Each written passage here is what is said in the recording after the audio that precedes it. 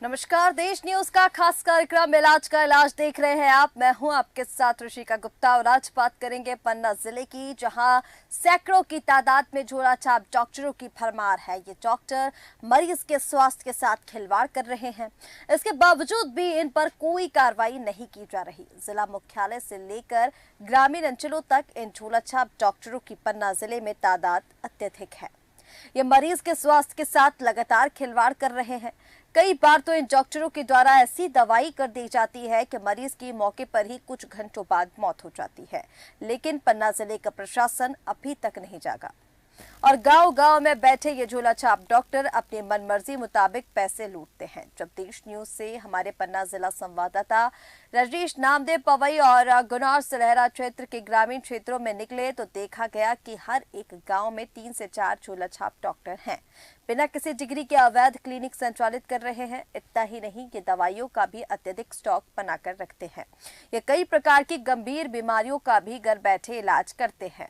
इन झोला छाप डॉक्टरों को किसी भी प्रशासनिक अधिकारियों का कोई भी खौफ नहीं है। धड़ल्ले से ये अपना कारोबार गांव-गांव में चलाते हैं। इन फर्जी डिग्रीधारी झोला छाप डॉक्टरों पर कोई कार्रवाई ना होने से इनके हौसले बुलंद नजर आते हैं। लेकिन अब सवाल ये कि आखिर कब तक ये झोला छाप हकीम आम जन की जिंदगियों से खिलवाड़ करते रहेंगे। और इसी पर ज्यादा जानकारी के साथ हमारे साथ पन्ना से संवाददाता रजनीश नामदेव जुड़ चुके हैं। रजनीश, सबसे पहले आप ही के पास आना चाहेंगे, आपसे चाहेंगे क्योंकि जिस तरह से हमारी टीम ने पन्ना जिले के सभी गांव में जाकर देखा तो 3 से 4 जो डॉक्टर हैं, झोला छाप डॉक्टर, वो वहां पर पाए गए। आपसे जानना चाहेंगे क्या कुछ गाँव की स्थिति वर्तमान में बनी हुई है। जी मैं आपको बता दूं रिश्ता जी कि मैं एक दिन क्षेत्र में निकला था तो मैंने देखा कि यह जो झोला छाप डॉक्टर हैं, इनके पास ना तो किसी प्रकार की डिग्री है, ना तो किसी प्रकार का लाइसेंस है, और ये हर गांव में अपनी दवा की दुकान धड़ल्ले से चला रहे हैं। और इसका यह है कि इनके ऊपर कोई कार्रवाइयां नहीं होती हैं। कई बार तो यह भी देखा गया है, ऐसी खबरें भी निकल कर सामने आई हैं कि इनके इलाज करने से मरीज की कुछ घंटे बाद मौके पर ही मौत हो गई है। कई बार हंगामा हुआ और इनके ऊपर कोई संतोषजनक कार्रवाई न होने से यह लगातार अपना व्यापार फैलाते जा रहे हैं। और यह एक जगह नहीं है, पूरे पन्ना जिले में हर एक गांव में बैठे हुए हैं। 3 से 4 डॉक्टर एक गांव में बैठे हुए हैं और यह लगातार ये तो बड़ी बड़ी इलाज भी कर, बड़ी बड़ी मरीज उसका मरीज जो होते हैं, बड़ी बड़ी गंभीर बीमारियों का भी इलाज करते हैं, बवासीर जैसी बीमारियों को इलाज करते हैं।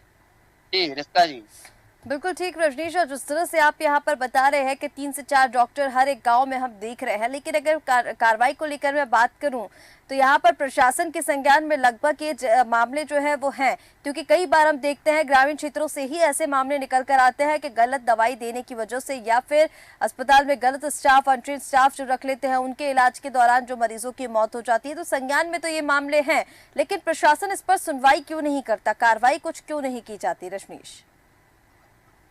देखिए रिश्ता जी, मामले तो प्रशासन के संज्ञान में रहते ही हैं, क्योंकि कई बार खबरें भी चलती हैं और कई बार जब किसी की मौत होती है इनके द्वारा तो उनको ये बात तो उनके संज्ञान में रहती है। कल भी मैंने अमानगंज ब्लॉक के बीओमओ हैं डॉक्टर अमित मिश्रा जी, उनसे ही बात की थी। तो उनके द्वारा कहा गया कि हम कार्रवाई करेंगे, लेकिन सिर्फ आश्वासन ही कार्रवाई के नाम पर दिया जाता है। और मुझे तो जहाँ तक समझ में आ रहा है क्या जो डॉक्टर हैं, इन डॉक्टरों से भी कहीं ना कहीं कमीशन खोरी का खेल प्रशासनिक अधिकारियों का चलता है, जब तो इनके ऊपर कोई कार्रवाई नहीं होती है।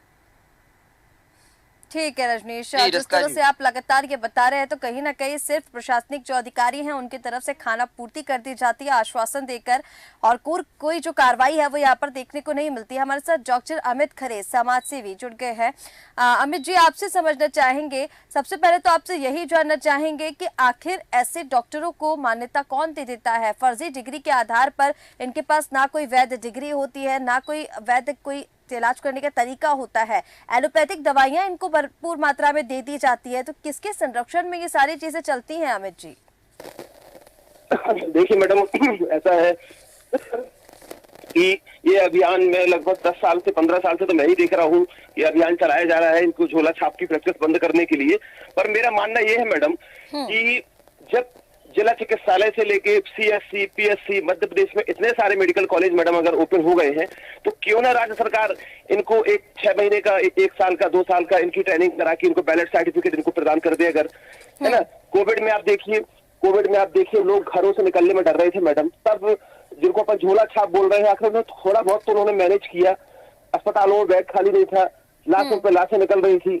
मैडम मेरा मानना है ऐसा कि इनको झोला छापना बोल के इनको एक ट्रेनिंग दी जाए, जो इनका सर्च वेरिफिकेशन किया जाए इनके गांव में, कस्बे में, मोहल्ले में जहां ये रहते हैं, कि इनकी 5 साल की अगर इनकी प्रैक्टिस हो चुकी है तो इनको माननीय हमारी जो मध्य प्रदेश की भाजपा की सरकार है, इनको ट्रेनिंग दे। ठीक है अमित जी, लेकिन जिस तरह से आप यहाँ पर बता रहे हैं, ठीक है अमित जी, आप ट्रेनिंग देने की डॉक्टरों को बात कर रहे हैं कि ये जो झोला छाप डॉक्टर, आपने कहा कि इनको झोला छाप ना कहकर सरकार की तरफ से इनको ट्रेनिंग दी जाए, लेकिन जब तक ट्रेनिंग नहीं दी जाती है या फिर जब तक सरकार इस तरह का कोई कदम नहीं उठाती, तो क्या आपको लगता है ये ठीक है कि इनको जो इलाज है वो करना चाहिए? अब ग्रामीण क्षेत्रों में हम देखते हैं इस तरह के जो डॉक्टर है वो लगातार बढ़ते जाते हैं। उसका एक कारण है अशिक्षा, और जो ग्रामीण क्षेत्र के लोग होते हैं वो बाहर नहीं जा सकते, इसलिए वो भरोसा इन पर जल्दी कर लेते हैं। गंभीर बीमारियों का इलाज ये कर रहे हैं, मौतें हो रही हैं, तो जब तक ट्रेनिंग नहीं दी जाती, क्या ये इलाज कर रहे हैं वो आप ठीक मानते हैं अमित जी?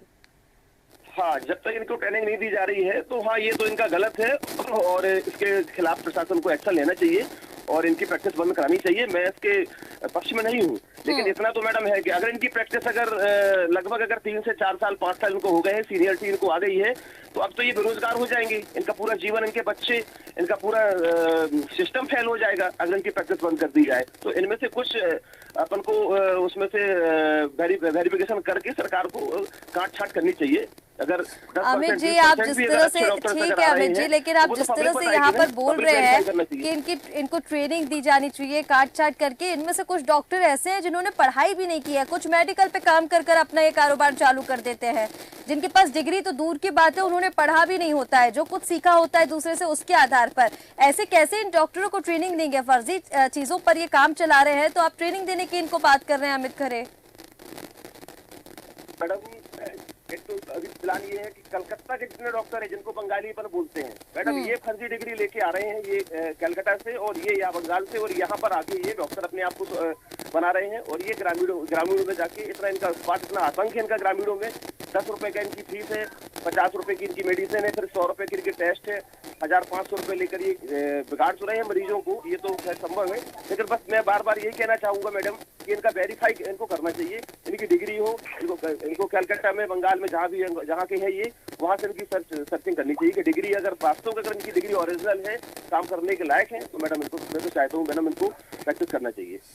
ठीक कह रहे हैं अमित जी, अगर डिग्री ओरिजिनल है तो फिर इन पर ट्रेनिंग जो है इनको दी जानी चाहिए, लेकिन अगर डिग्री ही नहीं है, फर्जी डिग्री पर काम चला रहे, तो फिर कैसे ट्रेनिंग संभव है? हमारे साथ वरिष्ठ पत्रकार धनंजय श्रीवास्तव जी भी जुड़ गए हैं। धनंजय जी, आपसे समझना चाहेंगे, जिस तरह से झोला छाप डॉक्टरों का आतंक हम देख रहे हैं लगातार बढ़ता जा रहा है, अब इसको आतंक ही कहें, क्योंकि गलत दवाई देने की वजह से, गलत इलाज की वजह से कई मरीजों की मौतें जो है वो हो रही है। ग्रामीण क्षेत्रों से हम देखते हैं लगभग इस तरह के जो मामले हैं वो आए दिन के सामने आते रहते हैं, लेकिन इस पर एक्शन नहीं लिया जाता है। इसके पीछे किसको जिम्मेदार आप मानते हैं धनंजय जी, और क्यों ये जो डॉक्टर है वो इतने बढ़ते जा रहे हैं? जी मैम, इसका एक तो सही डॉक्टर अमित खरे जी से मैं सहमत हूँ, क्योंकि क्या है कि इनको प्रशिक्षित हैं उन्हें ही फील्ड में जो है अनुमति दी जाना चाहिए। और सबसे बड़ी चीज क्या है कि CMHO, जिसकी पूर्ण जिम्मेवारी रहती है, जिले का सबसे बड़ा स्वास्थ्य अधिकारी रहता है और इनकी पूरी जिम्मेवारी रहती है, और इसके लिए विधिवत एक टीम भी गठित की जाती है जो इनकी जांच कर सके समय समय पर, क्योंकि इनकी डिग्री इलाहाबाद और पटना और पश्चिम बंगाल से ऐसे कुछ फर्जी डिग्रीधारी सक्रिय रहते हैं, जो जिनके कारण जो है जो गांव-गांव में इलाज कर रहे हैं और कैजुअलिटी हो रही है, उनके लिए जो है ये स्वास्थ्य अमला, कोई सरकारी स्वास्थ्य अमला जिनकी कमांडिंग की रिस्पॉन्सिबिलिटी है, वो इस क्षेत्र में कोई विशेष कार्य नहीं कर पा रहे हैं। जी ठीक कह रहे धनंजय जी, अब जिस तरह से, क्योंकि अब आपने जैसा कहा कि जो जिनके पास डिग्री है, जो प्रशिक्षित हैं, उनको मतलब और ट्रेनिंग देनी चाहिए, फील्ड पर मौका देना चाहिए, लेकिन जिनके पास डिग्री नहीं है उनके लिए क्या कहेंगे? जो फर्जी डिग्री पर अपना एक कारोबार चला रहे हैं उनके लिए क्या कहें? ही मुख्य सीएमएचओ का मुख्य काम है कि वहाँ पे जो है क्षेत्र वाइज जो जितने भी बीएमओ कार्यालय हैं उसमें एक एक डॉक्टर नियुक्त किया जाता है मैम, और उनकी कार्यप्रणाली पे ही सवाल उठाए जाते हैं हम लोगों के द्वारा, लेकिन उस पर कोई कार्रवाई, प्रभावी कार्रवाई नहीं होती है, क्योंकि इन लोग किसी न किसी माध्यम से, किसी प्रभावी माध्यम से, राजनीतिक प्रभाव से ये जुड़े रहते हैं। लेकिन एक बात और है मैडम, जैसे उन्होंने बताया कि जो पिछले कई वर्षों से यह कार्य कर रहे हैं, तो ऐसे एक्सपीरियंस होल्डर जो डॉक्टर हैं ग्रामीण क्षेत्रों में, उनको चिन्हित करके उन्हें प्रमाणित किया जाना चाहिए, ताकि बेरोजगारी उनके परिवार भी पल सके। और दूसरा भी देखा गया था कि पिछले कोरोना काल में भी इन्होंने प्रभावी ढंग से काम किया है। मैं उनका फेवर नहीं कर रहा हूँ, लेकिन अभी जो कैजुअलिटी हो रही है कोरोना के बाद, वो लगातार अब एलोपैथी और होम्योपैथी, और नॉर्मली क्या है कि होम्योपैथी की डिग्री लाते हैं यहाँ गाँव से, गाँव में जो कर रहे हैं वही दिखाते हैं। अभी अंग्रेजी दवाइयाँ बेखौफ रूप से ना जाने जिसको कौन सा इंजेक्शन लगना है वो भी आप शिक्षित डॉक्टर लगाते हैं, तो इससे बड़ी घटनाएं घटती हैं, और ये आए दिन ये घटनाएं सामने आ रही हैं। मुद्दा अच्छा है, लेकिन ये जो ज्यादा एक्सपीरियंस होल्डर हैं, भले भी आप शिक्षित हो, लेकिन उनको एक ऐसा कुछ चलना चाहिए शासन की तरफ से या स्वास्थ्य विभाग की तरफ से कि ये कुछ वैलिड भी हो जाए और उन्हें अनुमति दी जाए। बिल्कुल ठीक कह रहे धनंजय जी। अब सरकार की तरफ से इसको लेकर कदम तो उठाने चाहिए, जैसा आपने कहा कि ये जो डॉक्टर है जो काफी समय से काम कर रहे हैं इस फील्ड पर, या फिर जिनको प्रशिक्षण की जरूरत है, जो जिनके पास काफी सालों का एक्सपीरियंस है, उनको दिया जाना चाहिए। लेकिन सवाल मेरा आपसे ये है धनंजय जी, जब तक वो ट्रेनिंग नहीं मिल जाती, जब तक वो प्रशिक्षण नहीं मिल जाता, तब तक ये काम करे, क्या वो ठीक है आपकी नजर में? उनका व्यक्तिगत एक बैठक होना चाहिए, उनको जिला चिकित्सालय में उनको बुला के, और उनका दायरा क्या है उन्हें ये समझाना चाहिए कि आपका दायरा क्या है, और आपके पास यदि अगर मरीज आता है तो आप नजदीकी स्वास्थ्य केंद्र में प्रशिक्षित डॉक्टर जो सरकार के द्वारा नियुक्त है उनके पास भेजना चाहिए, रेफर करना चाहिए, जबकि वो सारी की सारी दवाई स्वयं कर लेते हैं। ये सबसे बड़ी विडंबना है, और आर्थिक स्थिति के कारण गाँव में ही वो सेवाएं मिलती है, तो ग्रामीणों की, आम पब्लिक की भी मजबूरी है कि इनसे इलाज लेना। इसलिए इनको विशेषकर जो ग्रामीण क्षेत्र में ये कार्यरत हैं, इनको विधिवत इंस्ट्रक्शन देना चाहिए कि आपके पास जो क्रिटिकल पेशेंट आता है, आप जो है संबंधित एक्सपीरियंस होल्डर के पास भेजें, जो रजिस्टर्ड डॉक्टर है उनके पास भेजें। यही एक प्रमुख उपाय है, और शासन को प्रभावी कदम इसलिए भी उठाना चाहिए कि जो जिनके बारे में बार बार खबरें आ रही हैं कि ये यहाँ से, इस डॉक्टर के हाथ से ज्यादा कैजुअलिटी हो रही है, उन पर भी प्रभावी कार्रवाई जरूरी है। बिल्कुल ठीक है धनंजय जी, प्रभावी कार्रवाई जो है वो जरूरी तो है, लेकिन मैं आपके पास वापस लौटूंगी। रजनीश, मैं आपसे समझना चाहूंगी, अब जिस तरह से आप हमारे साथ डॉक्टर अमित खरे जी भी जुड़े हुए हैं, उनकी बात भी सुन रहे थे, धनंजय जी की भी आपने बात सुनी, तो उनका ये कहना है कि जो ये एक्सपीरियंस होल्डर डॉक्टर्स हैं जिनके पास डिग्री नहीं है या फिर फर्जी डिग्री पर काम कर रहे हैं, एक्सपीरियंस काफी हो गया है, तो सरकार की तरफ से कदम उठाने चाहिए। सरकार जब कदम उठाएगी तब ठीक है, लेकिन यहाँ पर क्योंकि हम बात कर रहे हैं फर्जी डिग्री लेकर इलाज करने की, अब फर्जी डिग्री इनके पास है, इलाज ये कर रहे हैं, सवाल यहाँ पर एक बहुत बड़ा ये भी उठता है कि आखिर इन डॉक्टरों को जिनके पास फर्जी डिग्री है या फिर जिनको कोई काम नहीं आता है, इनको एलोपैथिक दवाइयाँ कैसे मिल जाती हैं इतनी बड़ी तादाद में, क्योंकि इंजेक्शन का भी यूज कर रहे हैं, एलोपैथिक दवाइयाँ जो है वो भी मरीजों को दे रहे हैं, तो एलोपैथिक दवाइयाँ इनको कैसे मिल जाती है? रजनीश, देखिए रिश्ता जी, मैं दोनों लोगों की बात से सहमत हूँ। ये बात, इनका सच कहना है कि ठीक है ग्रामीण क्षेत्रों में जो है डॉक्टर हैं, यह मतलब अब ग्रामीणों को बहुत सारी सुविधाएं होती है, लेकिन मेरा यही मानना है कि इनके पास कोई डिग्री तो हो, इनके पास कोई लाइसेंस तो हो, इनके पास ये केवल अपने अनुभव के आधार पर कार्य करते हैं। और रही बात इनको दवाइयों की, इनको दवाइयाँ जो मेडिकल होती हैं, मेडिकल द्वारा इनको दवाइयाँ प्रोवाइड कर दी जाती है। मेडिकल के जो कर्मचारी होते हैं, मेडिकल जो खोले होते हैं, चाहे प्राइवेट मेडिकल हो, प्राइवेट मेडिकल वाले इनके खुद दवाखाने तक अपनी दवाइयाँ पहुंचा देते हैं, और इसके बाद ये डॉक्टर अपने वही ग्रामीण क्षेत्र में बैठ के दवा करते हैं। मैं तो यही कहूंगा कि इनके पास कोई डिग्री होनी चाहिए, इनके पास लाइसेंस होना चाहिए। अगर बिना डिग्री के, बिना लाइसेंस के ये कार्य कर रहे हैं तो इनके ऊपर कानूनी कार्रवाई तो बनती है। मैं बार बार यही कहूंगा रिश्ता जी। अगर ऐसा नहीं होता है तो क्योंकि जिस तरह से देखिए सहमति यहाँ पर सभी की बनती है कि ये जो डॉक्टर्स हैं अगर इनके पास डिग्री है और एक्सपीरियंस को लेकर काम करे सरकार की तरफ से कदम उठाने चाहिए। लेकिन अमित खरे जी, अगर कोई लाइसेंस ही नहीं है और बार बार सवाल वही खड़ा होता है कि ठीक है सिर्फ एक्सपीरियंस होने से, अब मैं खुद का आपको एग्जाम्पल दे दूं या फिर किसी और की भी बात कहूं, कोई एक व्यक्ति मेडिकल पे 4 से 5 साल काम कर रहा है तो क्या वो गंभीर बीमारियों का इलाज कर सकता है अमित खरे जी?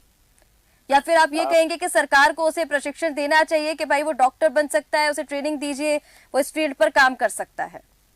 हमारे साथ एक वरिष्ठ पत्रकार हमारे धनंजय श्रीवास्तव जी भी लाइन पे थे अभी। और दिशा जी, मैं ये बोलना चाहता हूँ कि हम लोगों के माध्यम से आपके चैनल ने जो मेहनत की है, तो हम लोग भारतीय जनता पार्टी के एक छोटे से कार्यकर्ता जरूर है, लेकिन माननीय डिप्टी सीएम है जो हमारे स्वास्थ्य मंत्री है राजेश शुक्ला जी, उन तक ये लिंक हम जरूर भेजेंगे और उनसे पहल करने के लिए हम लोग आवेदन निवेदन करेंगे कि माननीय हमारी जो राज्य सरकार है इन लोगों के लिए कुछ ना कुछ करें।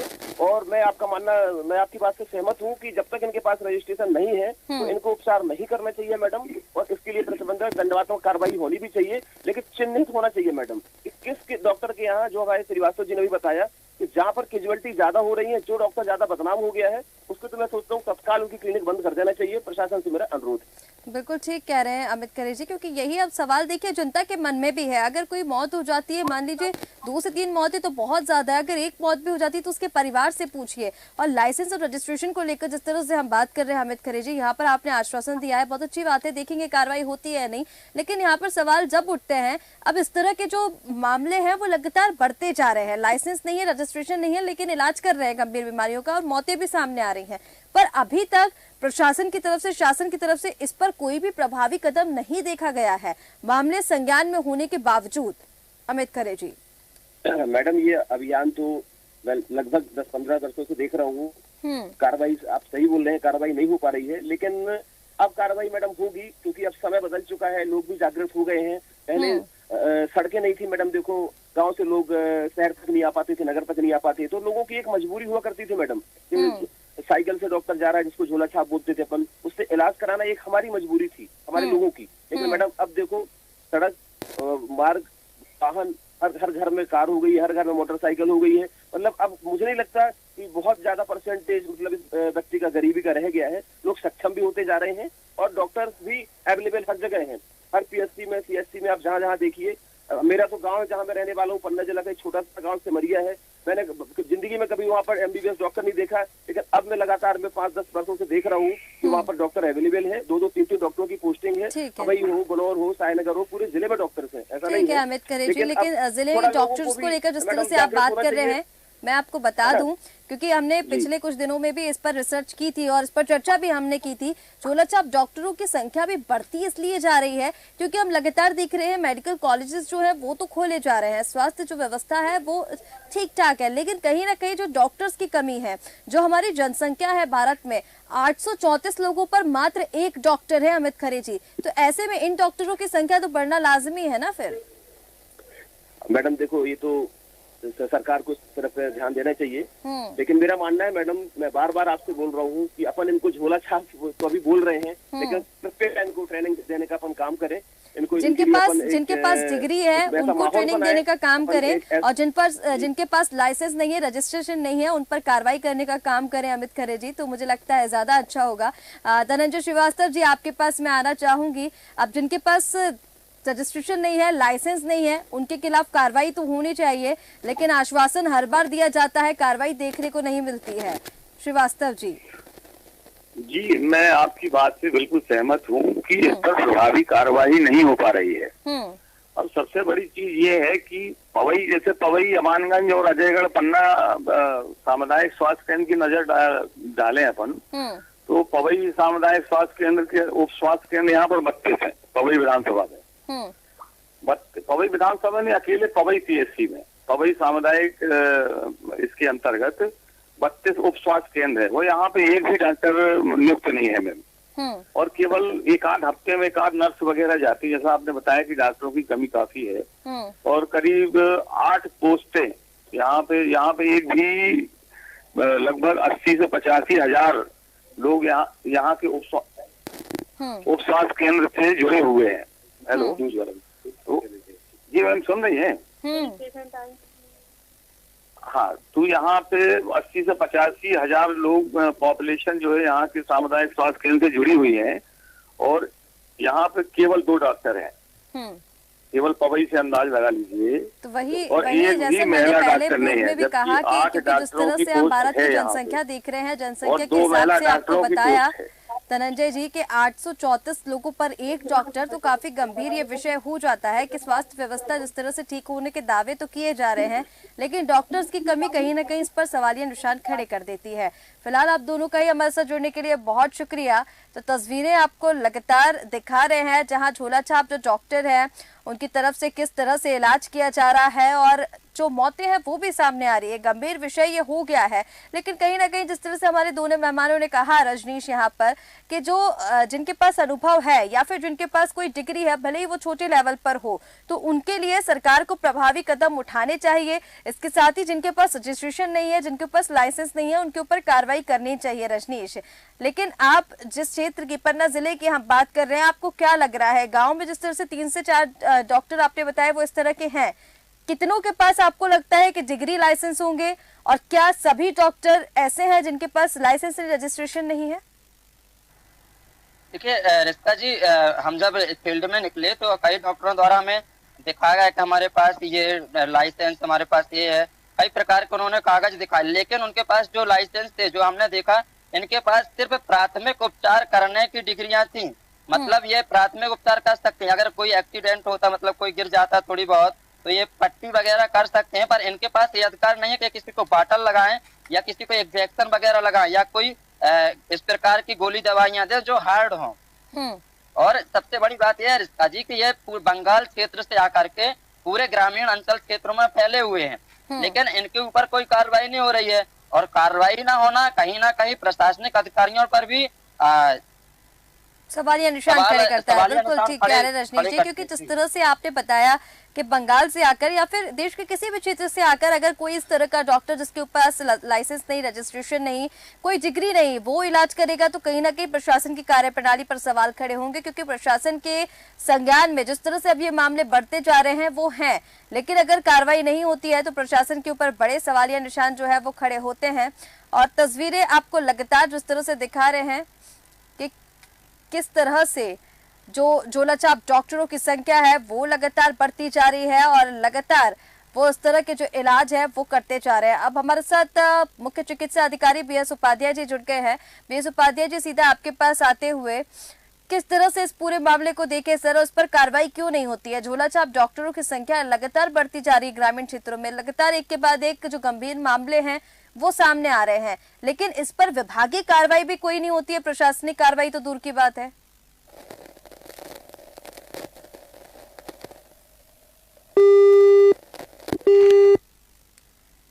BS उपाध्याय जी से संपर्क हमारा नहीं बन पा रहा है, तो तस्वीरें आपको लगातार दिखा रहे हैं। आप जिस तरह से चिकित्सा विभाग की हम बात कर रहे हैं, स्वास्थ्य विभाग की बात कर रहे हैं, कहीं ना कहीं जब विभागीय कार्रवाई की हम बात करते हैं रजनीश, प्रशासनिक कार्रवाई तो ठीक है बाद में देखेंगे, लेकिन जो विभागीय कार्रवाई होती है उस पर हम पहले बात करें तो विभागीय कार्रवाई को लेकर क्या कुछ देखा जाता है? क्या जो जिस तरह से मुख्य चिकित्सा अधिकारी हमारे साथ अभी हमने जोड़ने का संपर्क किया है, उनसे तकनीकी समस्या कुछ आ रही है, इस वजह से संपर्क नहीं हो पा रहा है, विभागीय कार्रवाई क्या कुछ देख पा रहे हैं?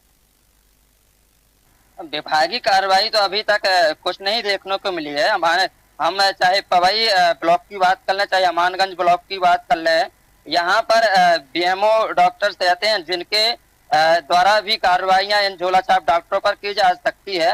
लेकिन हम इस बात को भी मानते हैं, जैसे धनंजय जी ने कहा था और डॉक्टर अमित खरे जी ने कहा था, हम इनकी बात को भी नहीं झुठला सकते, हमारा चैनल भी और हम भी इस बात को नहीं झुठलाते, क्योंकि ग्रामीण क्षेत्रों में आम जन के लिए यही काफी हद तक सहारा होते हैं। लेकिन सबसे बड़ी बात तो रिश्ता जी यही है ना कि इनके पास कम से कम कोई लाइसेंस तो हो, इनके पास कोई डिग्री तो हो, जो जहाँ से प्रशिक्षण ले चुके हो, जहाँ पर इनको ट्रेनिंग मिली हो, ये हाँ दवाई करने लायक है और गंभीर बीमारियों का भी इलाज कर सकते हैं घर बैठे।